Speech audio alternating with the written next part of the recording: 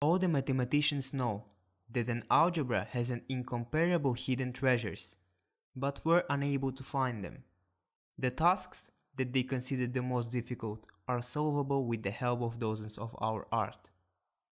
François Viet. François Viet was born in 1540 in south side of France.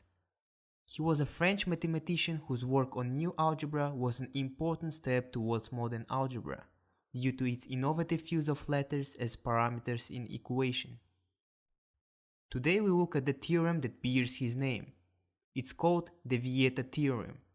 Knowing this theorem can help us easily find the roots of a quadratic equation.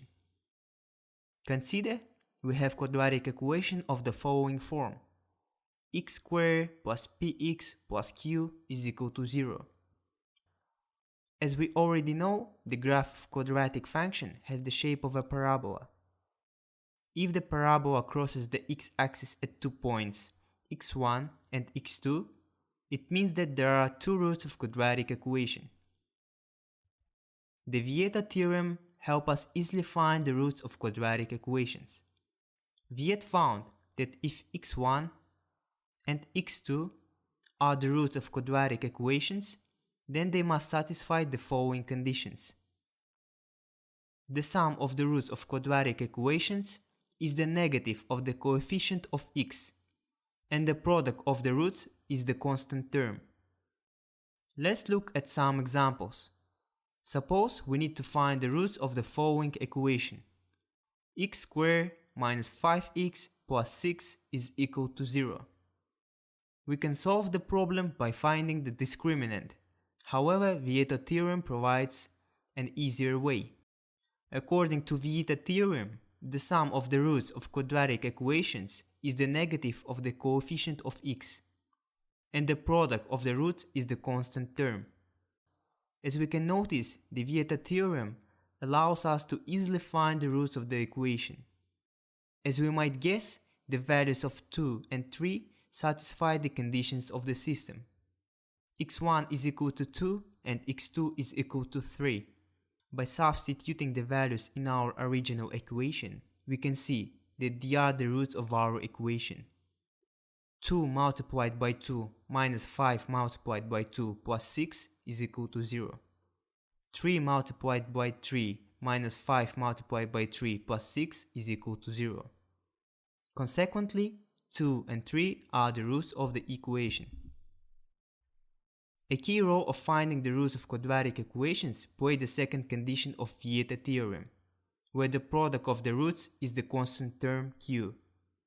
Let's consider all the cases where the product of two numbers is equal to 6.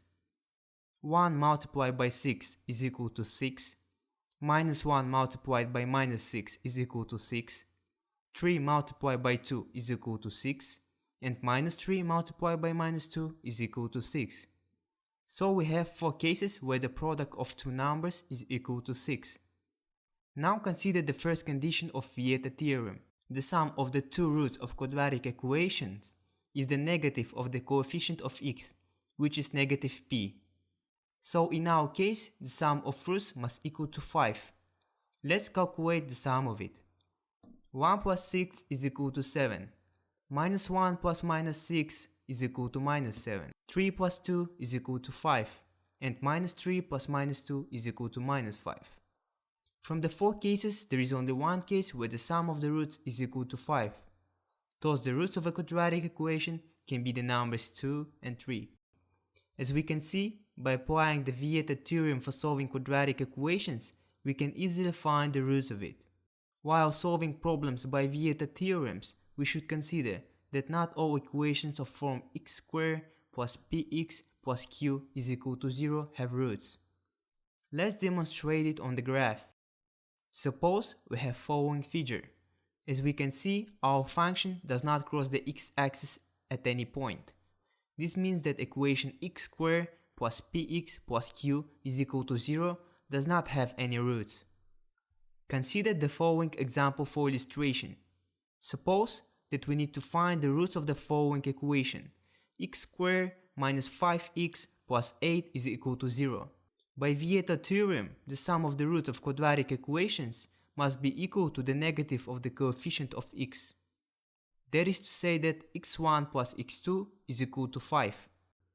According to the second condition of Vieta theorem, the product of the roots is equal to the constant term, such that x1 multiplied by x2 is equal to 8. Firstly, we consider the second condition of Vieta theorem, in which cases the product of two numbers is equal to 8. Let's consider all these cases as we did in the previous example. 1 multiplied by 8 is equal to 8. Minus 1 multiplied by minus 8 is equal to 8. 2 multiplied by 4 is equal to 8. And minus 2 multiplied by minus 4 is equal to 8. So we have 4 cases where the product of two numbers is equal to 8. Now check these cases if they satisfy the first condition. We verify the amount of the obtained values. 1 plus 8 is equal to 9. Minus 1 plus minus 8 is equal to minus 9. 2 plus 4 is equal to 6. Minus 2 plus minus 4 is equal to minus 6. As we can see, none of these cases give us the sum of the roots, which is equal to 5. So it means that none of these values satisfy the first condition of Vieta theorem. It shows us that equation x squared minus 5x plus 8 is equal to 0 has no roots. That is to say that the graph of this function does not cross the x-axis at any point. So far, we have considered the equation of the form x squared plus px plus q is equal to 0. Such an equation is called the reduced quadratic equation. General quadratic equation has the form ax squared plus bx plus c is equal to 0, where a, b, and c some numbers. The difference between the reduced quadratic equation and the general form of quadratic equation is only that in the reduced quadratic equation, the coefficient of the x squared is equal to 1, while in the general form of quadratic equation, coefficient a can be any number.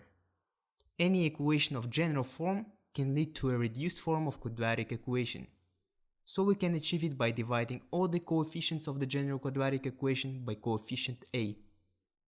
Then the general quadratic equation can be rewritten as follows: a multiplied by x squared divided by a plus b multiplied by x divided by a plus c divided by a is equal to 0.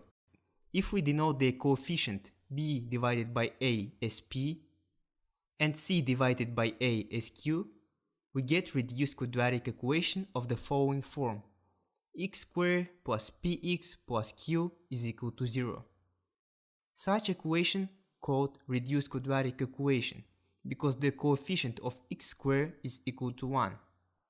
Thus, any general quadratic equation can lead to a reduced form of quadratic equation. In conclusion, let's consider one more example of quadratic equation.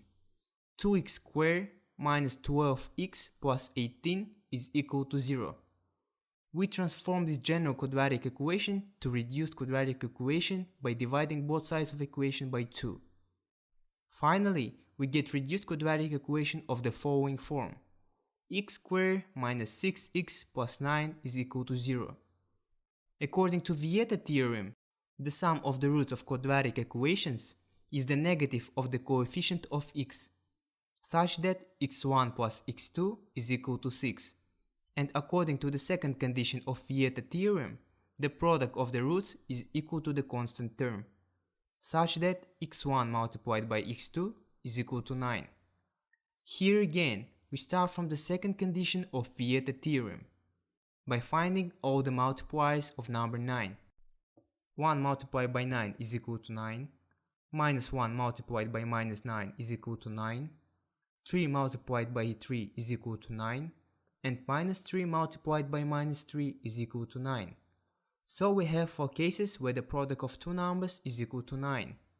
Now we check which cases satisfy the first condition of Vieta theorem. Let's calculate the sum of it.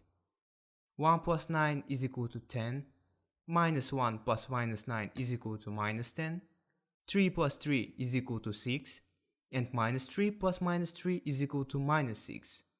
From our 4 cases, there is only one case where the sum of the roots is equal to 6. Thus the roots of a quadratic equation can be the number 3. So, Vieta theorem allows us to find the roots of equation in a faster way by using the coefficients of the quadratic equation.